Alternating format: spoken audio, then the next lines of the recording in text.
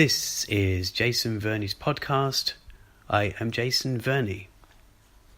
This episode is concerning an art exhibition called Through Their Eyes, Depicting Korea and UK Then and Now. Now, in other podcasts, I have touched on this exhibition. It's one I'm actually involved with, and I wanted to record a little podcast dedicated to this, because although it's running in total for just under 3 months, it's nearing its end. And as I say, although I have mentioned it in a couple of podcasts, I've only really touched on it, and I feel like it's something I really should be talking about. And not just because my work is in it. There's so much to this exhibition and to the place where it actually is, which is Kingston Museum. So to give you a bit of further detail regarding this exhibition, it's been running since July, actually 7th of July, although the 6th of July was our official private view, and it runs until the 30th of September, which is only about a week, depending on this podcast, or depending when you listen to this podcast. Of course, it might be much less than a week, or it might have even passed. But let's start with the art inside. I mean, there's a variation of art in this exhibition, and as I say, it's because it's called, the subtitle of Through Their Eyes is Depicting Korea and UK Then and Now. Various artists are depicting, those two countries. So there's 10 Korean artists, 10 main Korean artists, who are depicting the UK, or Britain, whichever way you want to say it, or even London, then and now. Whether that's recent things, whether that's the monarchy, whether that's even recent things like Brexit, whether that's London and its boroughs, or even various buildings and interpretations in this country. I was going to say unfair isle, because I like to play on that. People say on this fair isle, and I like to say unfair isle, because it's not all as it seems, as is no country. But anyway, so I've actually been to it now a few times, less than a handful of times, but I went to the private view. But the reason I mention this is because I've actually seen this art that I've just talked about, the Korean artists' interpretations of the English life, British life, London life, and events and all that. And I think it is brilliant. And each time I go, I am kind of sort of in awe a little bit about how much there is in all these artists that are involved, and how much difference and how much scale there is in the whole exhibition. Now, I will quickly, before I forget, mention the 4 artists, one of them being me, whose interpretations we are interpreting Korea.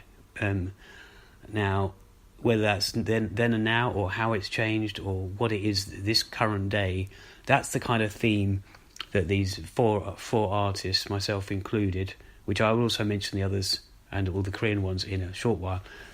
That's what it is. So it's 14 artists, and as I've said before, I have a thing about the number 14 in Korea, and kind of plays a part in my filmic projects, but I'll leave that for another episode.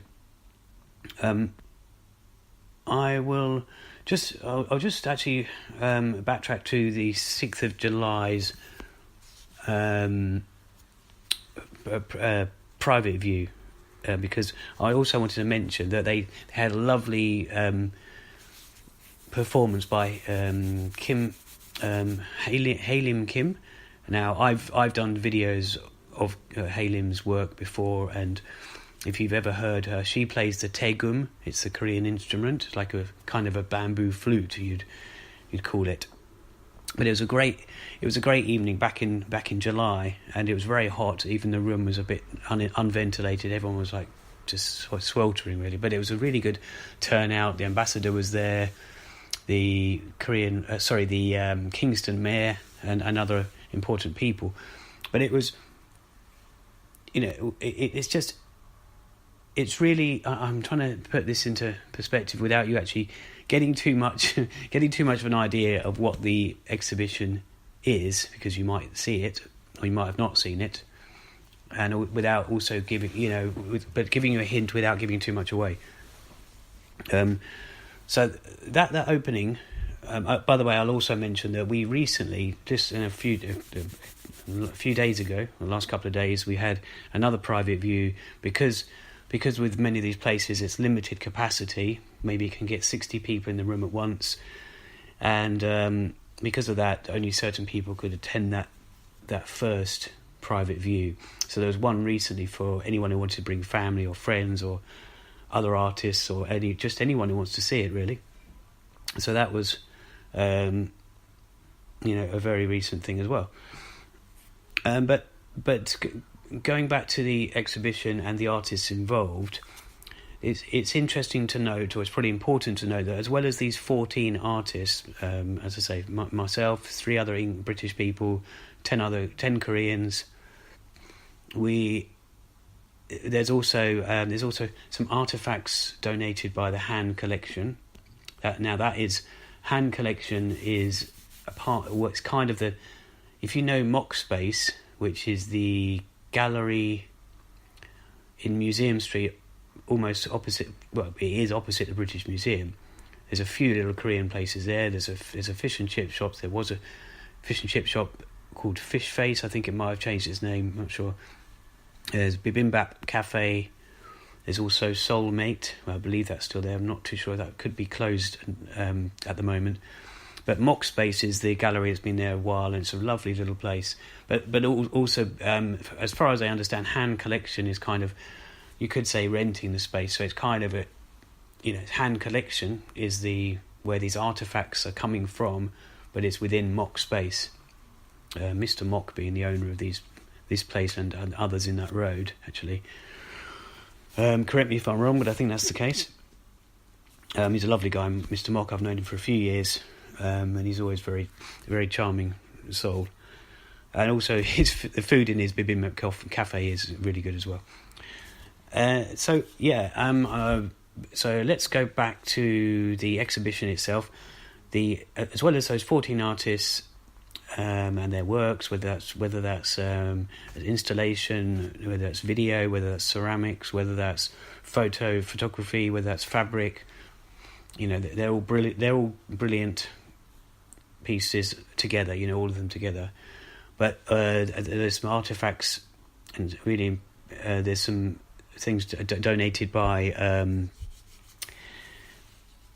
hand collection, as I mentioned. There's also paintings throughout the exhibition which aren't those artists' work, that are depicting costumes in a historical period in Korea's history, or the world's history even. And they also adorn, you could say they adorn the staircase as well. There's some beautiful paintings as you go up the stairs into the exhibition room. So, there's a lot more to this exhibition than when you first perhaps go there. I think there's also, if you know there's a word minhwa, which is a type of painting or type of drawing and kind of almost a poster, like an art poster. It's or a banner that many houses in Korea, especially traditional ones, would have in there. But that art is it's a particular type of art. And also, actually, on this most recent private view, we also had a special talk by the person who runs who runs a hand collection, the one I mentioned. So in this exhibition, it's there's really a lot to it, and as I say, I've been there I think less than a handful of times. I went there on both private views. I've been there a couple of times. I've accompanied friends there when they've wanted me to go, or when I've suggested I come with them. But as I say, the exhibition, it finishes on the 30th of September, which is next Saturday, depending when you listen to this, but it's that's when it is. And I'll just to give you a bit of a, if you haven't read it on maybe on LondonKoreanLinks.net, or perhaps postings I might have stated, or even Kingston and other Kingston newsletters or any London websites mentioning about art. I'll just read a little bit from it here. It says, welcome to Through Their Eyes. This exhibition celebrates the significant presence of the Korean community in the Royal Borough of Kingston upon Thames and UK Korean cross-cultural appreciation through historical and contemporary artworks. A bit of a mouthful there. It says the exhibition showcases over 30 historical colourful woodblock and etching prints by Paul Jacoulet, Elizabeth Keith, Lillian May Miller and Willie Sealer. Now, apologies if I'm getting those names wrong, pronunciation. So they're the ones which I mentioned in the exhibition area, I think, and up the stairs, and I believe that's where they. I think that's what those ones are. It then goes on to say these reminiscent prints depict the life, landscapes, and events of Korea from the 1920s to 1950s. That's that period I mentioned. Alongside these historical prints, 4 British artists, Matthew John Atkinson, Emma Correll, Jason Verney, that's me, and Richard Lazell, present their interpretation of contemporary Korea and New Malden, which is home to the largest Korean community in Europe. You could actually read that as, New Malden is the in community in Europe, but of course the largest Korean community is in Korea. But 10 Korean artists who live in or have visited the UK, some of whom are Kingston residents, are exhibiting new artworks expressing their experiences and views of life in the UK through different subjects and media. So these are those artists, the Korean artists, the main 10. I think there's 10 here. Participating Korean artists are Sarah E. Choi, Unjung Soo Philippa, Doyo Min Soo, Sunim, Ji-oh, Eugene Kim, Manchul Oh, Sungkyung Park, Borum Oh, and Jong Min Moon. The exhibition has 4 themes: people, surroundings, lives, and Korea now. Both historical prints of past Korea and contemporary artworks of present Britain are displayed side by side under the themes of people, surroundings, and lives. They show very different depictions of each other, but the inquisitive perspectives about one another would hopefully be something we can all share. Korean art and craft activities for families will be hosted at the museum throughout the duration of the exhibition, and indeed they have. I have to state that they have been, but I haven't really attended any of those. The exhibition has been made possible with generous support of the Han Collection and the British Korean Society. And that wording there is from Soo-young Kim. She's the curator of the whole exhibition. So you've heard the names of the artists, whether they're the ones that have direct presence of the new art that's put there in the various sort of subheadings of surroundings, lives, and what have you. But it's something that. It's something that, I was first told about this project and asked if I wanted to participate. Perhaps January, perhaps February, but at the very beginning, pretty much the very beginning of 2017. And so, with such things, it's with being commissioned to do something, you've got to come up with something. But at the same time, it was fortunate that I had some inkling, or I had some way of interpreting Korea then and now, and without giving too much away. I wanted something that would be, well, of course, interesting to watch. Mine is a video art. Sorry, I'm stammering a lot in this episode. So I wanted something that would be eye-catching, interesting, perhaps poetic, and a short film in its way. And so it wasn't like I was producing something new for this exhibition, and I'm sure many of the other artists were as well, if not all. And you want to be as original as you can, which actually came easy to me with this subject matter, especially being about Korea, and you noticing things old and new, and also definitely notice things about present and how a country is compared to another country, but how when you go to South Korea or Seoul in particular, or any of those in the big cities, how you notice the old and the new together. And so I've kind of put it in my own little way, and it's kind of my project is actually called City Concentration. It's actually called What Year Korea, and then it's City Concentration. Sorry, Part 1, City Concentration. But as I say, all the artists there, brilliant work. I've been proud of this project, proud to be a part of it at least. And I'll be visiting it again on the 30th of September, next Saturday.